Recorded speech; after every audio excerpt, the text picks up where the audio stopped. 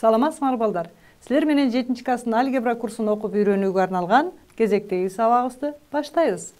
Биз бүгүн сабактын жүрүшүндө өткөн сабакта алгебра предмети эмнени окутуп үйрөнөөрү менен таанышкан болчубуз. А бүгүнкү сабакта ушул алгебра предметинде окуп үйрөнүлүүчү дагы бир жаңы теманы үйрөтөйүн. Анда эмесе келгиле дептериңерди ачып, бүгүнкү сабактын темасын жазып алгыла. Биздин бүгүнкү сабагыбыздын темасы сандар, сандуу жана өзгөрмөлөрү бар туюнтмалар. Теманы дагы бир жолу эсиңерге салайын. Сандуу жана өзгөрмөлөрү бар туюнтмалар. Балдар, ушул сандуу жана өзгөрмөлөрү бар туюнтмалар деген теманы өтөөрдөн мурда силер 5-6 класстарда өткөн туюнтманын эки түрдүү классификациясын эсиңерге салып өтөйүн. Башкача айтканда силер 5-класста сандуу туюнтмалар жана тамгалуу туюнтмалар менен таанышкан болчусуңар. Келгиле, анда эмесе ошол силер 5-6 класста өтүлгөн материалды бир аз кайталап алалык. Мынакей балдар, экранда силер туюнтманы түзүүчү компоненттер дегенди окуп турасыңар. Кана эстеп көргүлөчү. Туюнтманы түзүүчү кандай компоненттер менен тааныш элеңер? Мен азыр четинен силердин эсиңерге салайын. Силер туюнтманы түзүүчү компоненттердин бири катары сандар менен таанышкансыңар. Мен ага мисал карайынчы. Ар түрдүү болушу мүмкүн сандар, бөлчөк болушу мүмкүн, бүтүн болушу мүмкүн, оң сан болушу мүмкүн, терс сан болушу мүмкүн жана башка. Экинчи компоненти булар өзгөрмөлөр. Силер 5-6 класста тамгалар деп өткөнсүңөр. Ошондой эле, мынакей мен мисалын көрсөтөйүн. Үчүнчү компоненти бул амалдын белгилери. Амалдын белгилерине силер кошуу, кемитүү, көбөйтүү жана бөлүүнү билгенсиңер. Ошондой эле 4-чү компонент бул кашаалар. Эми балдар, ушул жерден жакшылап көңүл бурууга. Туюнтманы түзүүчү компоненттерден 4 экендигин силер 5-6 класстарда билесиңер. Экранда силер көрүп турган 4 компонентти катыштырганбыз. Башкача айтканда, туюнтманы түзгөн компоненттер сандар, тамгалар, амалдын белгилери жана кашаалар деп үйрөнгөнбүз. Биз алгебра курсунан тамгалар деген терминдин ордуна өзгөрмөлөр деп пайдалана баштаймын. Ошондуктан өзгөрмөсү бар туюнтма деп айтам. А силер буга чейин тамгалуу туюнтма деп үйрөнгөн болчусуңар. Эми ошонун өзгөчөлүктөрү менен да таанышасыңар. Ошондой эле силер карагылачы балдар, амалдын белгилеринен кошуу, кемитүү, көбөйтүү, бөлүүнү өтпөдүңөрбү? Кийин класс жогорулаган сайын мындан башка дагы амалдын белгилери, башкача айтканда амалдарды аткарабыз. Тамырдан чыгаруу амалын аткарабыз, даражага көтөрүү амалын аткарабыз. Бул эки амал менен биз класс жогорулаган сайын кийинки класстарда тааныша баштайбыз. Эми балдар, ушул жерде мынакей 4 компонент катыша турганын көрдүңөр. Анда туюнтманын эки түрү бар экендигин кайра бир эсиңерге салайын. Сандуу туюнтма. Сандуу туюнтмага мисал карап өтөйүнчү. Мынакей көрүп жатасыңарбы сандуу туюнтманын мисалын? Экинчи мисалды көрсөттүм. Ошондой эле үчүнчү мисалды көрсөттүм. Ушул 3 мисалга жакшылап байкоо салгыла. Бул сандуу туюнтмалар кайсы компоненттерден түзүлгөнүнө көңүл бургулачы. Ошондой эле өзгөрмөлөрү бар, же өзгөрмөлүү деп да айтабыз. Туюнтманы карайлы. Мисал, мынакей биринчи мисалды көрсөтөйүн.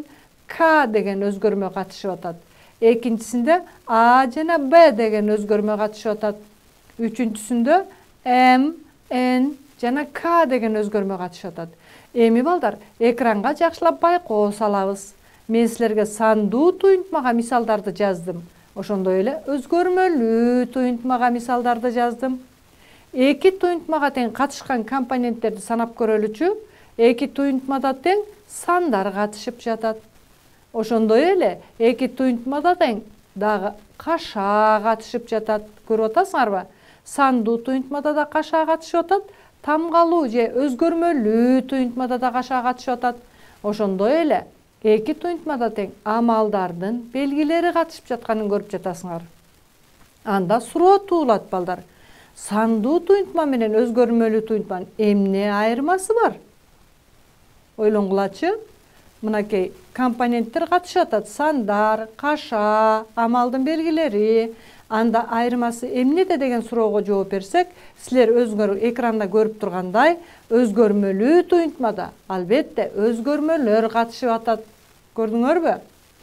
Бул өзгөрмөлөр же тамгалар сандуу туюнтмада катышпайт. Ошондуктан балдар өзгөрмөлүү туюнтманы жалпы учур катары карасак болот. А сандуу туюнтма анын айрым бир учуру катары карайсыңар. Түшүндүкпү? Кайра бир жолу кайталап өтөйүн. Өзгөрмөлүү туюнтманы жалпы учур катары карайлы.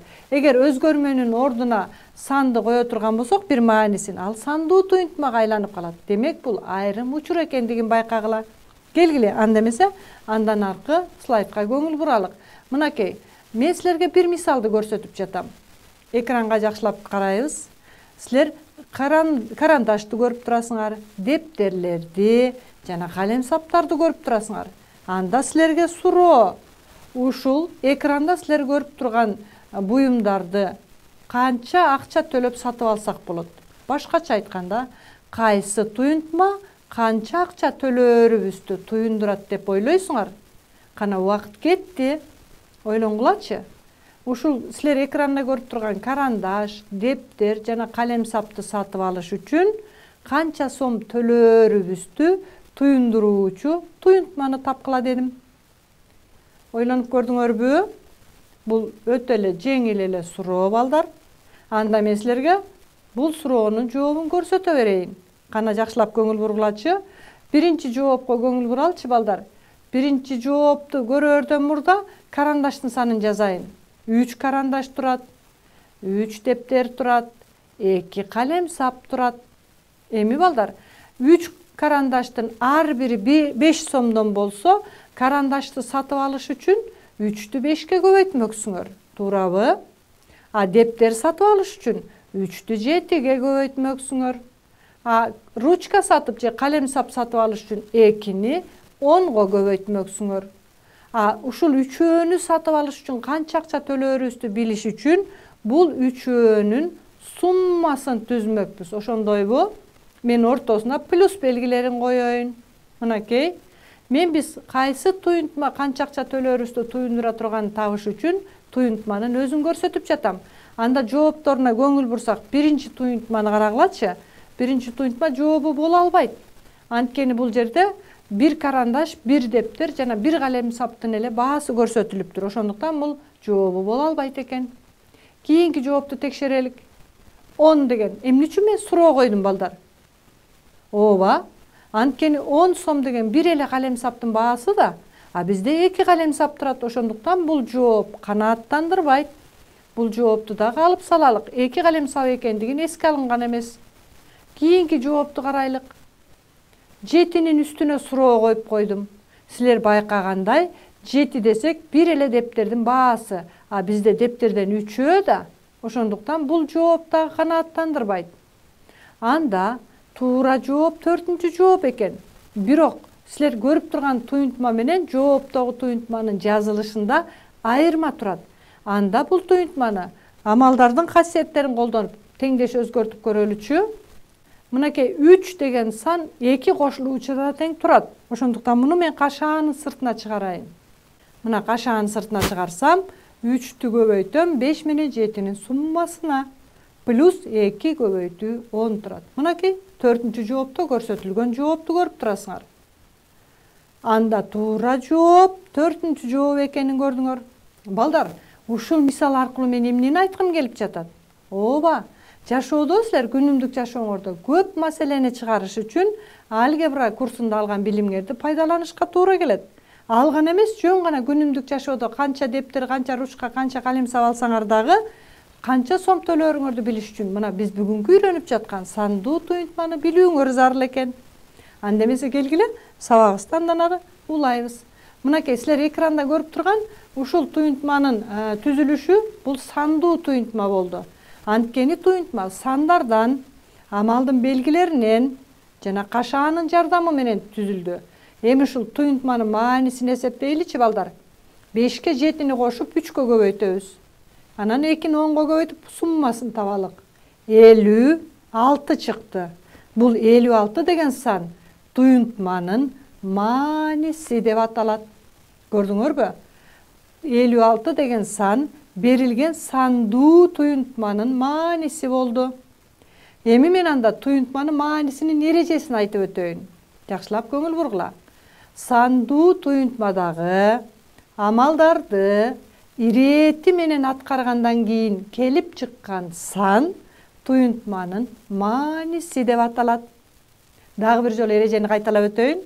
Сандуу туюнтмадагы амалдарды ирети менен аткаргандан кийин келип чыккан сан туюнтманын мааниси деп аталат.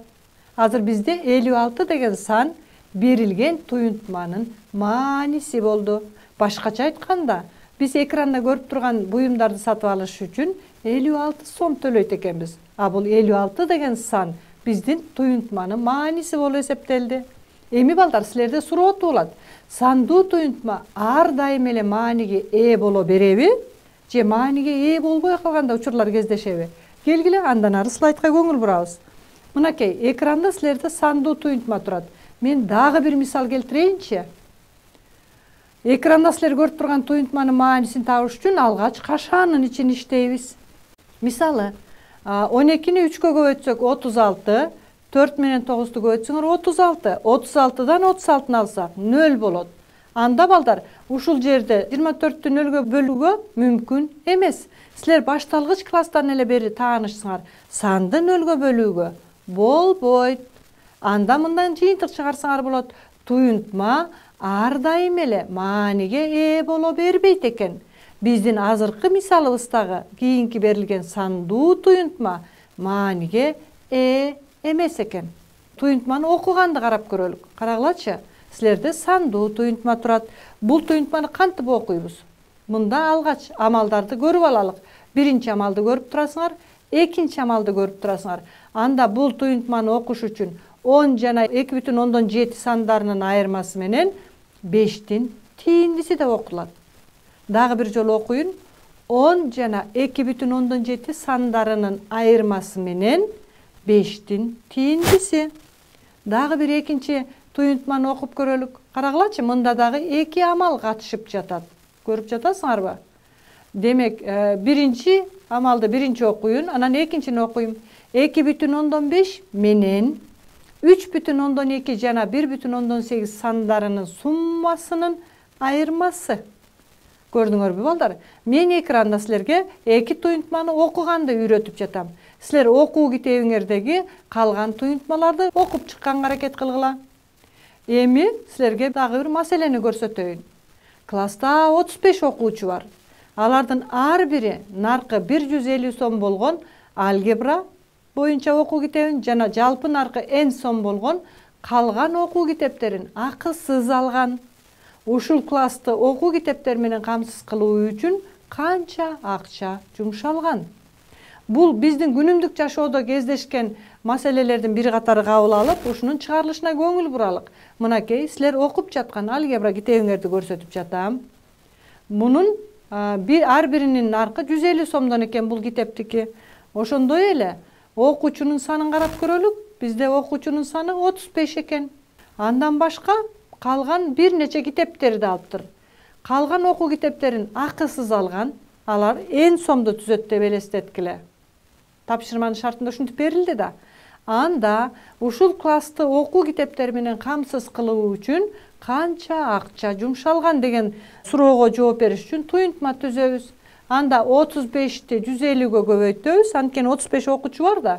Ошондой эле энди дагы 35-ке көбөйтөбүз. Булардын суммасын таап койсок, бизге берилген суроонун жообу келип чыгат. Бул жерде экөөнү тең 35-ти көрүп жатасыңар да балдар. Анда 35-ти кашаанын сыртына чыгарсам, 35 көбөйтүү 150 плюс n деген келип чыкты.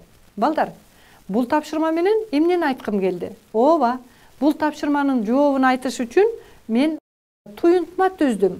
Башкача айтканда, өзгөрмөлүү туюнтма түзүшкө туура келди. Көрдүңөрбү? Жашоодо кездешкен тапшырмаларды же маселелерди чечиш үчүн ар дайым эле сандуу туюнтма түзүлө бербейт экен. Айрым учурда силер байкагандай өзгөрмөлүү да туюнтма түзүшкө туура келет экен. Келгиле, андан ары сабагыбызды улайлык. Мынакей, экранда силер көрүп тургандай, биз азыр өзгөрмөлүү туюнтма түздүк. 35 көбөйтүү 150 плюс n деген бул өзгөрмөлүү туюнтма болуп эсептелет. Анда мен силерге бир нече туюнтмаларды сунуш кылайын. Көрүп жатасыңарбы? ушул туюнтмалардын ичинен биз өзгөрмөлөрү бар туюнтмалар экендигин байкап жатабыз. Биринчи туюнтмада x жана y деген өзгөрмө катышып жатат. Экинчисинде n деген өзгөрмө катышып жатат. Үчүнчүсүндө c, төртүнчүсүндө a, бешинчисинде m жана n деген өзгөрмөлөр катышып жатат. Эми ушуларды мен эки категорияга бөлөйүн. Бир өзгөрмөлүү жана эки өзгөрмөлүү кылып. Бул эмнесинен көз каранды? Ооба балдар, өзгөрмөлөрдүн санынан. Анда эмесе келгиле бир өзгөрмөлүүнү карап көрөлүчү алгач. Демек эки өзгөрмөлүү, бир өзгөрмөлүү деп атам. Булардын ичинен мынакей бир өзгөрмөлүүсү 4c плюс 12. Анткени мында c деген бир гана өзгөрмө катышып жатат. Кийинкиси 35 көбөйтүү 150 плюс n. Мында дагы бир гана өзгөрмө катышып жатат n деген. Кийинкисин карагылачы. 1 бөлүнгөн a минус 7. Мында дагы a деген бир эле өзгөрмө катышып жатат. Көрүп жатасыңар балдар. Кийинкиси ушул жерде мисал үчүн 2,5 x минус 1,8 y деп турат. Бул жерде эки өзгөрмө катышып жатат. X жана y деген. Ошондой эле 9m плюс 7 көбөйтүү энде дагы m жана n деген катышып жатат. Эми жыйынтык чыгарабыз. Өзгөрмөлөрү бар туюнтмалар дагы өз ичинен ар түрдүү аталыштарга ээ. Эгерде өзгөрмөлүү туюнтмада бир эле өзгөрмө катышса, анда ал бир өзгөрмөлүү туюнтма болуп эсептелет. Эгерде эки өзгөрмө катышса, эки өзгөрмөлүү. Айрым учурда 3, 4 жана башка n өзгөрмөлүү болушу мүмкүн. Эми балдар, ушул жерде 1 бөлүнгөн a минус 7-ни карап көрөлүк. 1 бөлүнгөн a минус 7-ни карасак, бул жерде 9m плюс 7 көбөйтүлгөн n-ди карап көрөлүк. Бирөөндө a деген катышты, бирөөндө m жана n катышты. Экөөнүн айырмасын байкадыңар. Бирок 9m плюс 7 көбөйтүлгөн n деген өзгөрмөлүү туюнтмада туюнтманы сандууга айландырыш үчүн эки өзгөрмөнүн ордуна маани коюшуңар керек. M жана n. Ушундайбы? Анда эми карагыла. Силер көрүп тургандай 2,5 x минус 1,8 y дагы эки өзгөрмө катышып атат. Эми туюнтмаларды биз эки категорияга бөлгөндү байкадыңар. Демек өзгөрмөнүн санына карата экиге бөлөт экенбиз. Ушул жерден эми 1 бөлүнгөн a минус 7 деген туюнтманы карайлы. Бул жерде a минус 7 бөлчөктүн бөлүмүндө турат. Бул туюнтма качан мааниге ээ болот балдар? Качан бөлчөктүн бөлүмү 0-гө барабар эмес болгондо. Анда бөлчөктүн бөлүмү 0-гө барабар эмес болот качан? a 7-ге барабар эмес болгондо. Эгер a 7-ге барабар болуп калса, бөлчөктүн бөлүмү 0-гө барабар болуп калат. Ошондуктан бул өзгөрмөлүү туюнтманын мааниси a 7-ге барабар эмес болгондо гана мааниге ээ болот. Эми a'нын 7-ден башка бардык маанилеринде туюнтма мааниге ээ болот дейбиз. Кайталайм. A'нын 7-ден башка бардык маанилеринде туюнтма мааниге ээ болот. Эми анда силерге суроо балдар. Өзгөрмөнүн кайсы маанилеринде төмөнкү туюнтма мааниге ээ болот деп ойлойсуңар? Кана ойлонуп көргүлөчү. Мен силерге өзгөрмөлүү туюнтма бердим. Силер экранда көрүп турган туюнтма балдар бир эле өзгөрмөлүү деп эсептелет. C эки жерде жазылса деле, S деген бир эле тамга катышып аткандыктан, силер муну бир өзгөрмөлүү туюнтма деп түшүнгүлө. Эгер S анан B деген катышса, анда эки өзгөрмөлүү. Же S жана K болсо, түшүнүп атасыңарбы? Силерге экранда бир эле өзгөрмөлүү туюнтма берилди. Ушул туюнтма өзгөрмөнүн кандай маанилеринде мааниге ээ болот ар дайым? Ойлонгулачы. Мен силерге 4 жоопту сунуш кылып жатам. Ичиңерден окугула дагы туура деп эсептеген жообуңарды дептериңерге белгилегиле. Түшүндүңөрбү? Анда эмесе мен туура жообун көрсөтө баштайын. Биринчиси, мынакей С-ны көрүп турасыңар, алымында турат. Ошондой эле бөлүмүндө да С турат. Бирок бөлчөктүн бөлүмүнө көңүл бурасыңар. Бөлчөктүн бөлүмү 0-гө барабар болбош керек эле.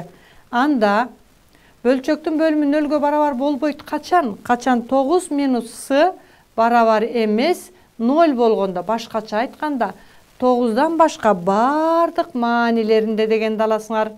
Ушундайбы? С-нын ордуна 9-ту койгулачы. 9'dan başka bardык маанилер. -9'dan başka деген туура эмес жооп.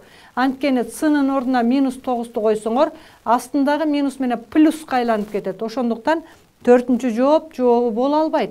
Туура жооп 3-чү жооп 9'dan başka бардык маанилеринде туюнтма мааниге ээ болот. Ушуну жазган учурда сынын 9'dan başka бардык маанилеринде туюнтма мааниге ээ болот деп жазасыңар дептерге жазганда.